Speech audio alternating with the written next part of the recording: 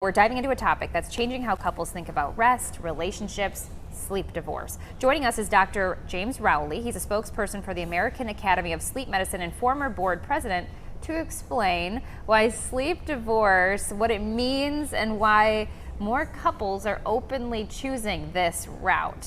Dr. Rowley, thank you for being here, sir. We appreciate it. Thank you. Good morning. Okay, we can hear you loud and clear. Yeah. All right, so let's get our definitions before we do anything else. What is a sleep divorce? It basically means that a couple has decided to sleep separately. It's a little bit of a harsh term, but for most people, it's actually a positive development. Positive development. Okay, so you have the word divorce in there, but it doesn't necessarily harm relationships. Is that what you're saying? Yeah, I think for many patients, for many couples, it actually helps improve their relationship because they have such different compatibilities when it comes to sleep and sleep habits that it's actually better for them to realize that and to each get a separate but good night's sleep. Okay, so is this how, from what you are seeing from patients in the American public, how common is a sleep divorce these days? Well, the Academy recently did a survey, and upwards of about 1/3 of adults have indicated that they are engaging in this. It's probably more than I actually see as a clinical population, but it's definitely becoming quite common. So I will say, in my own experience, it happened for me and my husband when we had kids, because I work an early shift. So I'd put the baby down, just go to bed with the baby, and to not disturb us, he would sleep separately. And we've actually, so now our sleep is so messed up because now we have 3 kids and we're sleeping. We haven't slept, this is gonna be like TMI, in the same bed like for a full night since we had kids. Wow. Yeah. Do you find that to be common when you have children, that's when it changes? I would think yes, especially I think you have a very common situation, which is people either working different shifts, or they themselves, one person's a night owl and the other person's a morning lark. So, they have very different ideas of when sleep should occur. And I think that can come out more prominently when you also then have kids who may be on one partner's shift more than the others. That's right. In terms of when they sleep as well. Caitlin, you're in good company. So I don't know if this would be a sleep divorce per se, but Caitlin and I both work the early shifts. So during the work week, we are separate because sleep So above you do all. it Yeah, too. because I put down the boys, or I put down Jero, so that's Right, like a the 9 little p.m. one. Yeah, Yeah. that's a late for our shift. 9 p.m. Yeah. That's a late. I have to get up so early for this, and then on the weekends we're back in our bedroom. So we're kind of a hybrid model. Maybe we're sleep separated right now. Yeah, maybe. And maybe it's a temporary thing. What would you say to those people who keep that sacred? Like, because I've talked to other people and married couples, and they say, we do not let the kids in our room, like that's for us. If people who are very like by the book, traditional. What would you say to them to maybe ease their thoughts about this? Well, I would say you have to go where what works best for you as a couple and as a family. It also depends on the age of the kids, because there is some evidence that kids should not regularly sleep with their parents either. Is that true? That's not good for their sleep. Oh. Certainly, it's fine when there's a bad dream or thunderstorms and stuff like that. But there's a lot of great evidence that co-sleeping is not the best thing for kids.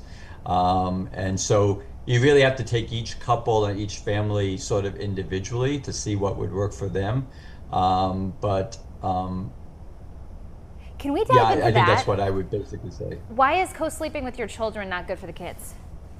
You said... well, because it can disrupt both sides of the sleep. Because if you're a snorer or you haven't, it's sort of similar for the same reasons why it's not great for adults, right? If they have different sleep schedules, if the adult snores loudly or has bad insomnia or has restless legs and be kicking, that could interrupt the child as well.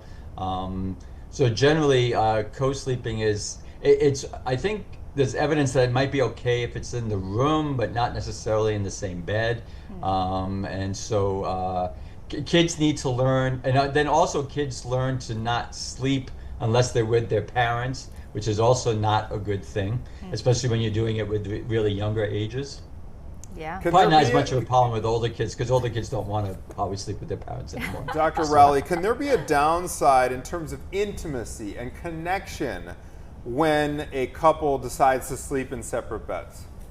Well, I mean, I think that's definitely a concern, and what people would advise is that if you decide to do this, you also then have to make the positive decision of when intimacy will occur, when will you have your together time, so to speak, and then each couple just has to sort of navigate that.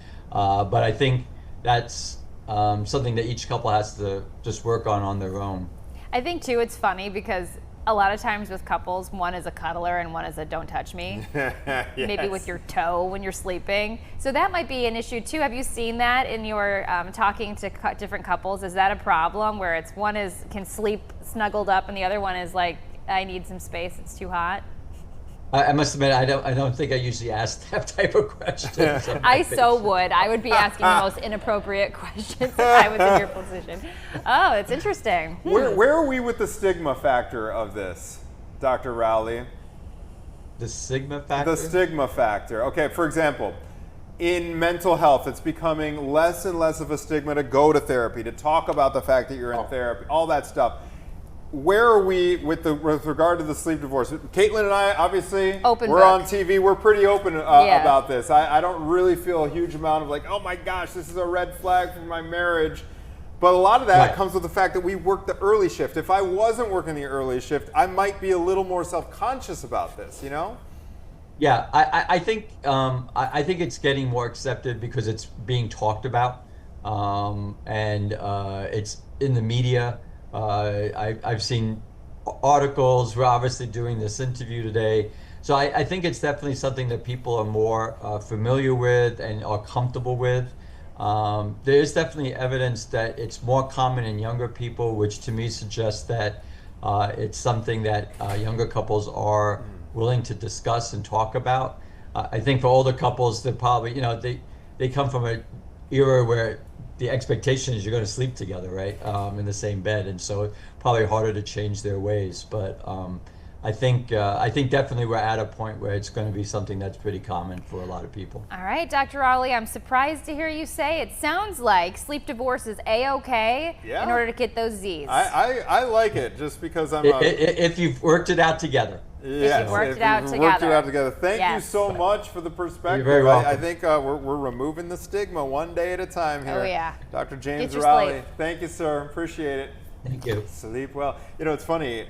I was the phrase, are they sleeping together? Are they sleeping together? Like, it's become so ingrained in our vernacular to do this. And yeah, these trends are kind of I just think changing that, in front of our eyes. Like you said, anything for sleep, because mental health, personality-wise, if you're not getting sleep, and plus, who cares who you're sleeping next to? If you're sleeping, you're not even consciously aware of what's happening. And the fact that everyone has a different temperature, I think you hit the nail on the head. One person's the cuddler, the other person's the, you know what I mean? Heat. That's why they're inventing all these different technologies to cool this side, cool heat this side. Exactly, like the his and hers car. Like, oh, I've got my heater in the passenger seat at like 72, and you've got yours at 80 over there, Maggie. But also his point to snoring. A lot of people these days are getting those sleep masks, like because they have sleep apnea. I feel like everybody's finding out they have sleep apnea. That would add another layer of, hey, I don't really want to be sleeping next to this machine blaring in my ear.